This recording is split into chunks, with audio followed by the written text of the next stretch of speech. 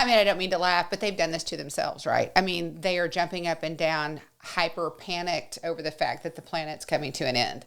And so I think it's kind of ironic that they're a little upset about their numbers declining when they've done this to themselves. They've convinced a whole generation not to have children.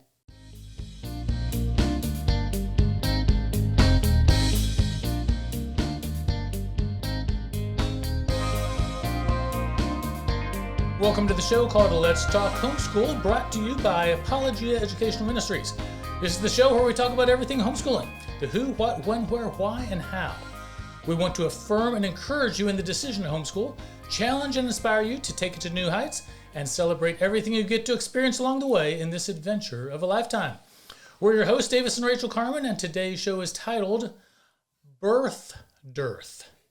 Okay, Rachael, let's talk homeschool. Let's do it. So, homeschool and babies.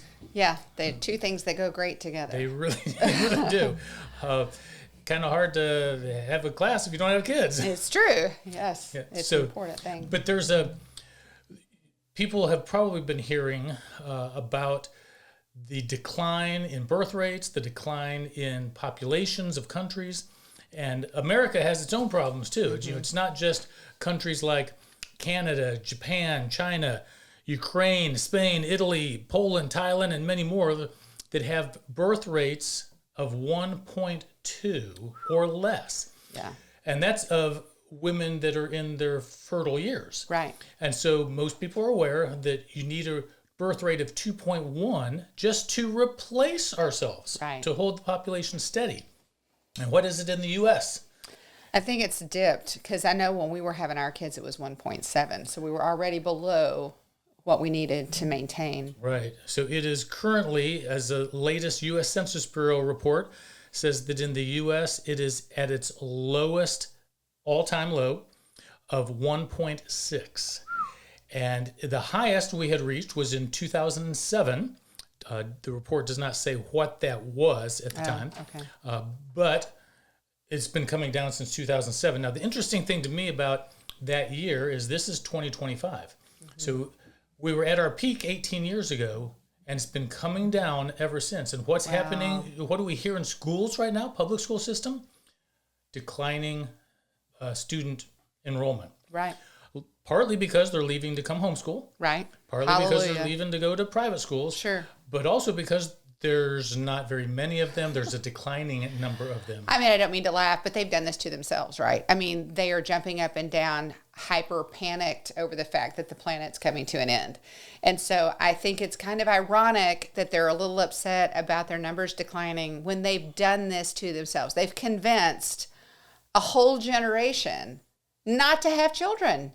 And now they're not. And now they're upset about the fact that there are not enough students. Right. I mean, you did that to yourself. Well, right. And I would like to say and propose to our audience and the Christians that are listening that the number of children you have in your family can largely be a statement about your religious thinking. Okay.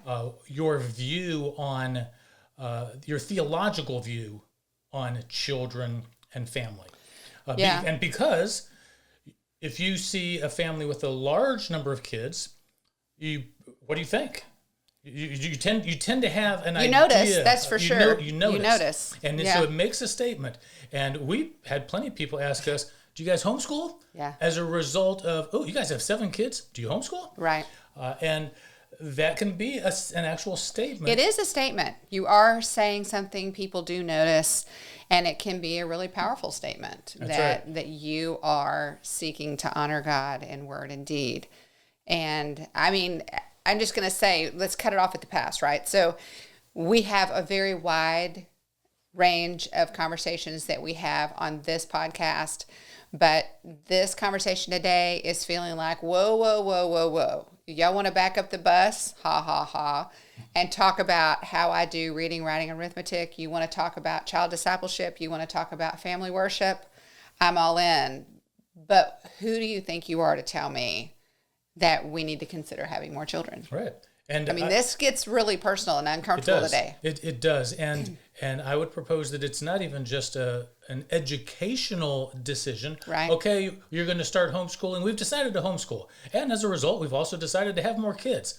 Those may or may not coincide with one another. I would propose that how you think about how many children God would bring into your family is primarily a theological, faith-driven decision. But homeschooling also has very large components of faith built into it. Mm-hmm. And so your faith gets challenged in ways that you may or may not expect when you start homeschooling, when you start having more children. Right. That's a good thing when our faith is challenged, when we grow in our faith. But they could end up going hand in hand together. But I would say that it's largely a faith-related decision.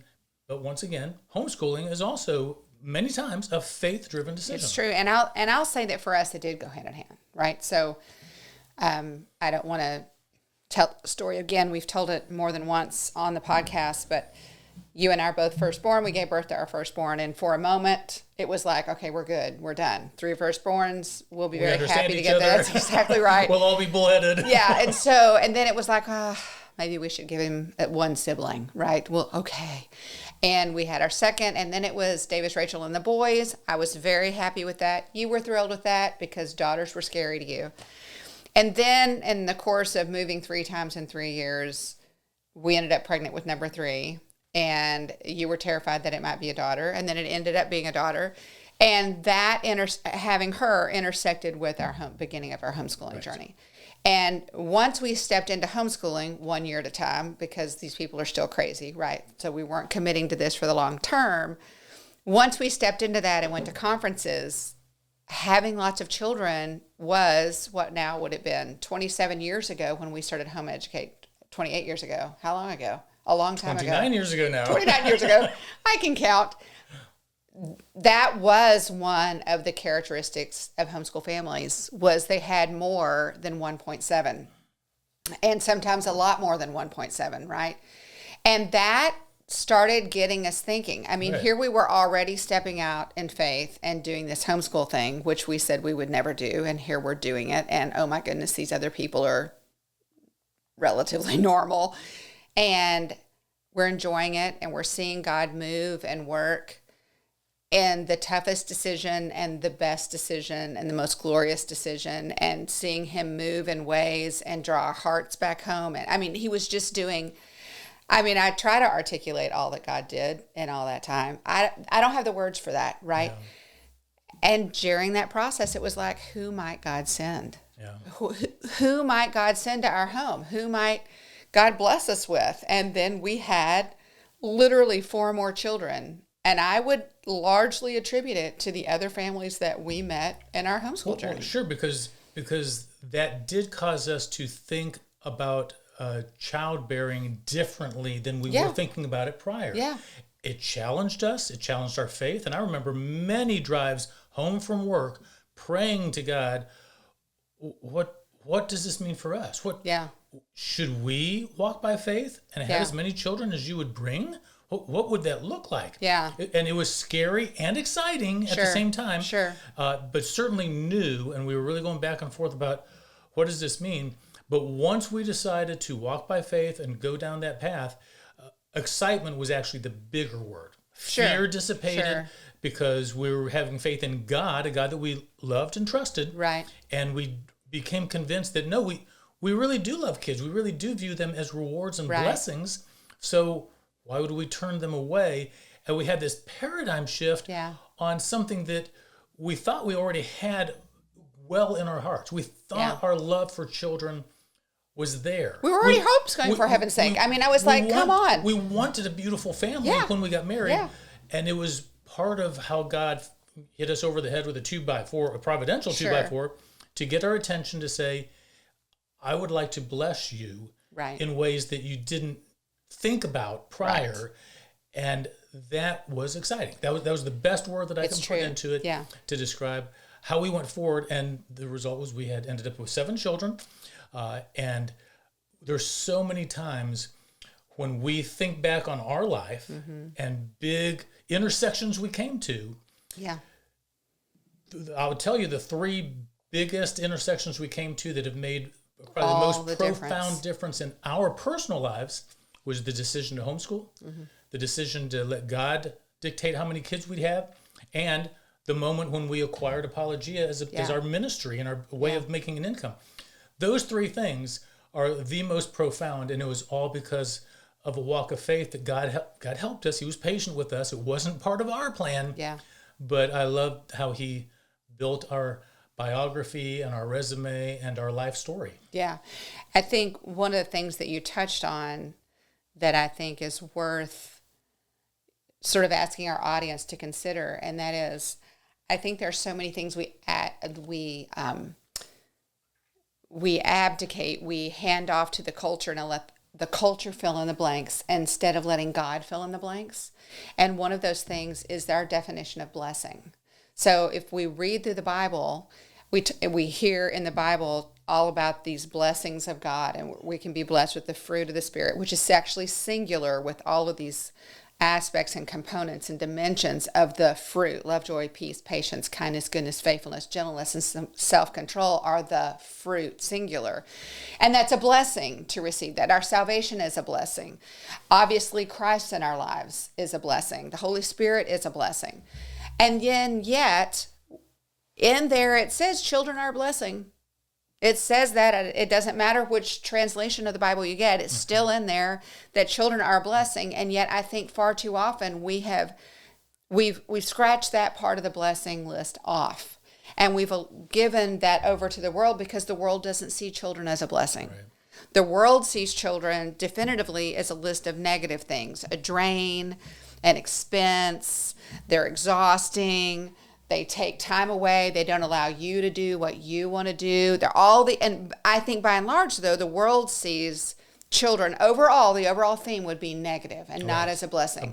And even Christians who love God, right, and really want to be, this would have been me, really want to be all that God has planned for me to be, has taken children out of the list of blessings and put it over here.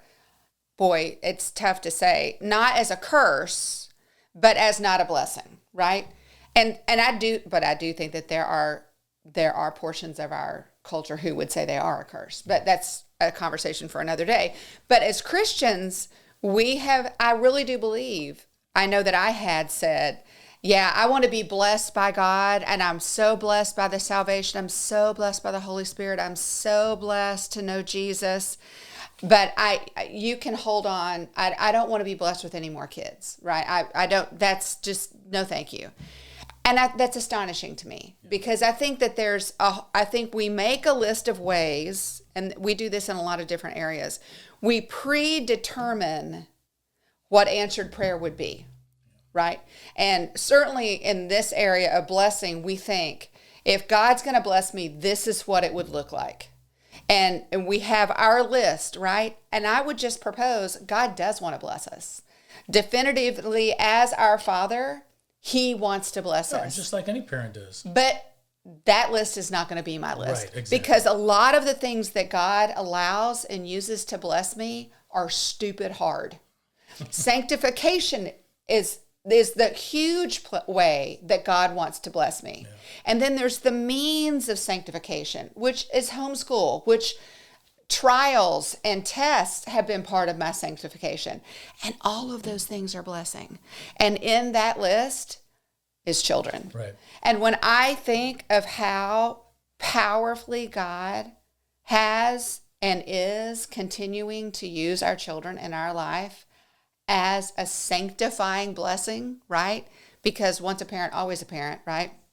So now we have 7 children, and we have in-laws, and we have grandchildren. So God loves us a whole bunch, right? Because there's all of these sanctifying blessings that He's put into our life.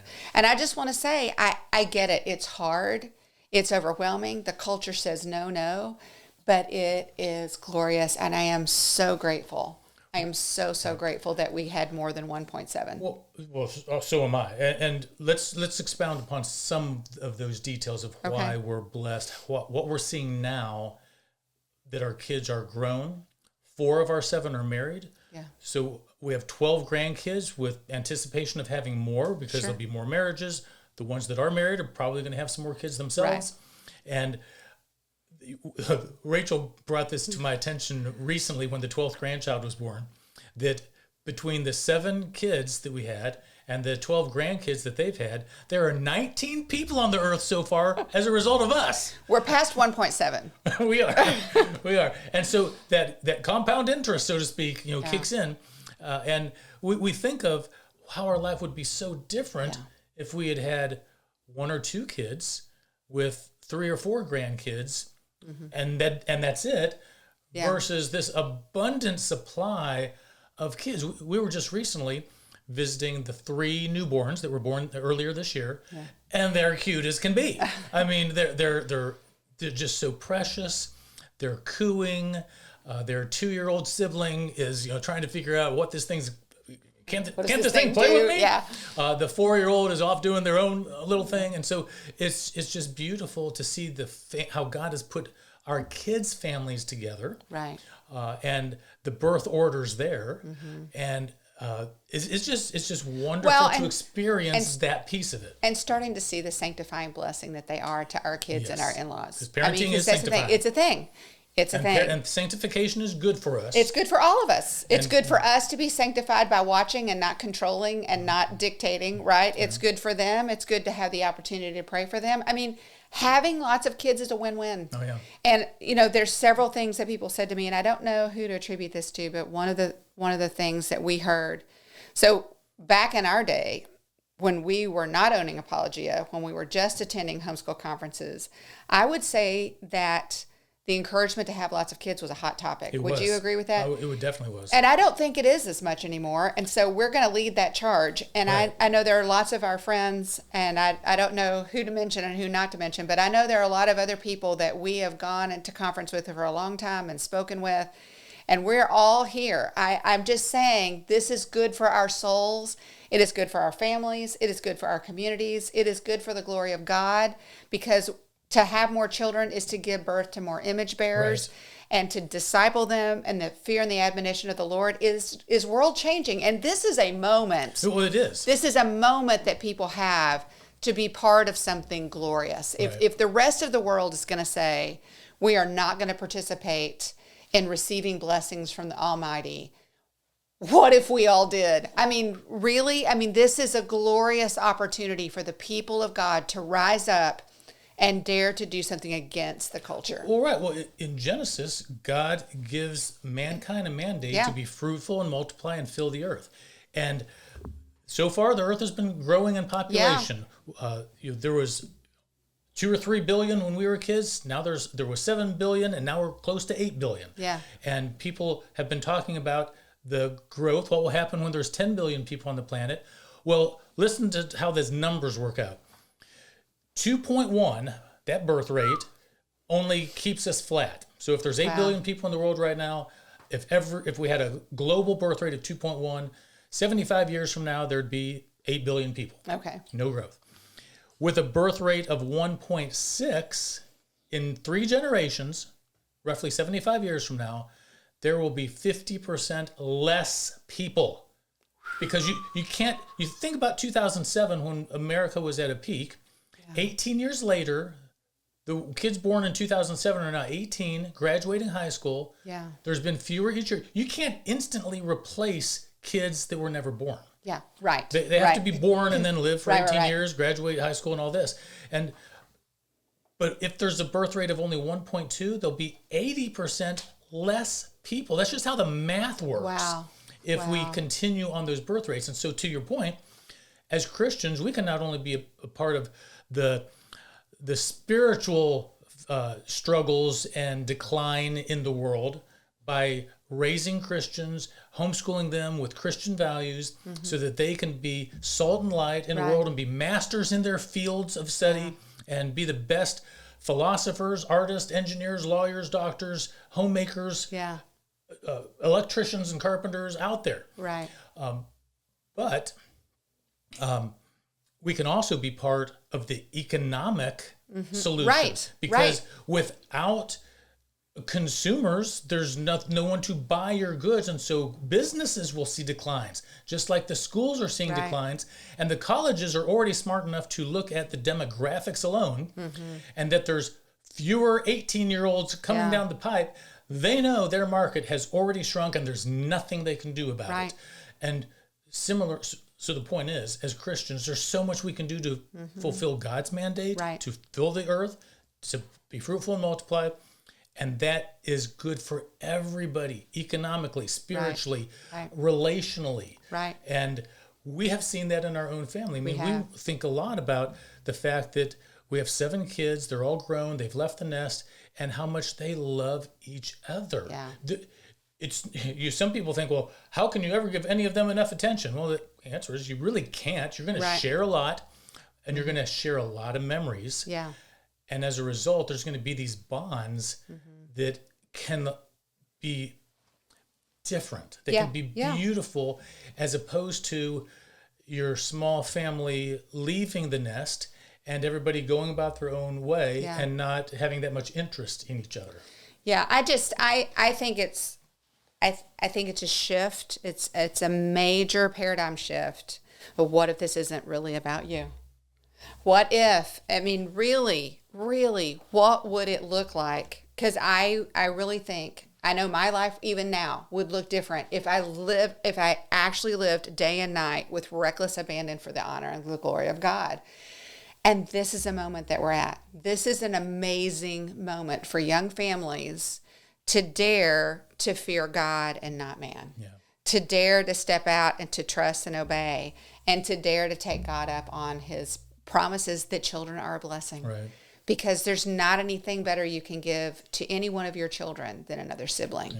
I mean, to see them interact with each other and love each other. And it means you probably have to simplify your life. And it probably means you have to downshift on your schedule and running around. And maybe they don't do 14 different activities.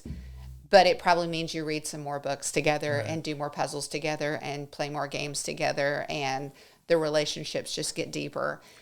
I mean, the blessings are abundant and beyond my ability to communicate, but it's a wonderful thing. I'm so grateful. Well, we are too, and we're probably farther down the path than you are, which is part of why we want to share this message with you. I will share one quick story. When we were early in this journey, probably only had 3 kids at the time. And we were just starting homeschooling, and we met this other family who was homeschooling who had 7 children. And they were very curious because they clearly stood out, large family. They seemed to have their act together in a really good way, and we were drawn to them.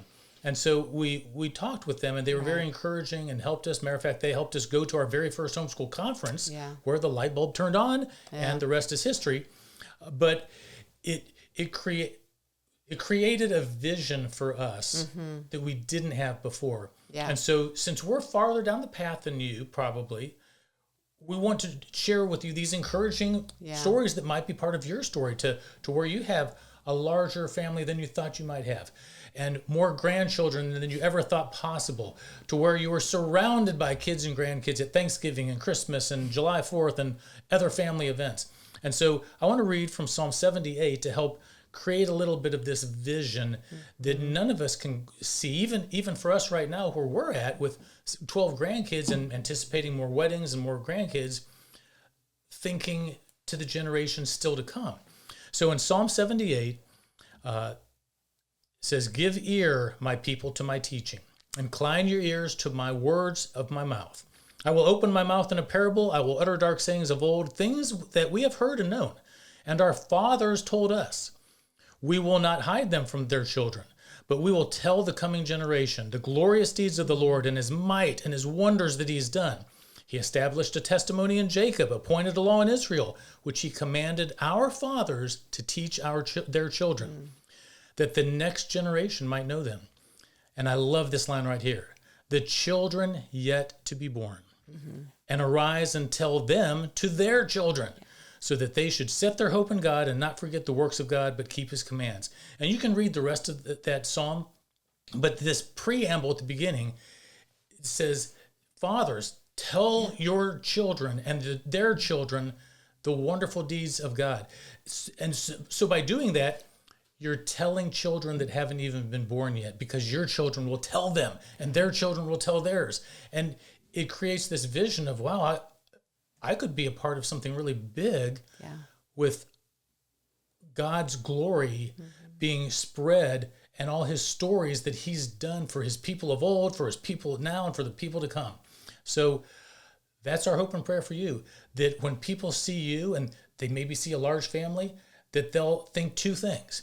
Wow, I wonder if they're homeschooling, and I wonder if they're Christians. If they love because Jesus. Those are the groups that they see having large families. And what an opportunity. What an opportunity for us to cast a vision and to consider, what might God do? Because we can really be part of the solution to this moment, this messy moment. Everything's swirling, everything's chaotic, and it looks like there's not an answer. What if this is the answer? Yeah. Because I think that it really, really could be. Yeah, because the answer to the birth dearth is to have more kids. Yeah. Plain and simple. Well, thank you all for joining. Thank you for watching and listening. This has been Let's Talk Homeschool, brought to you by Apologia Educational Ministries. We're your hosts, Davis and Rachael Carman, and as always, we're walking by faith and enjoying the homeschooling adventure of a lifetime.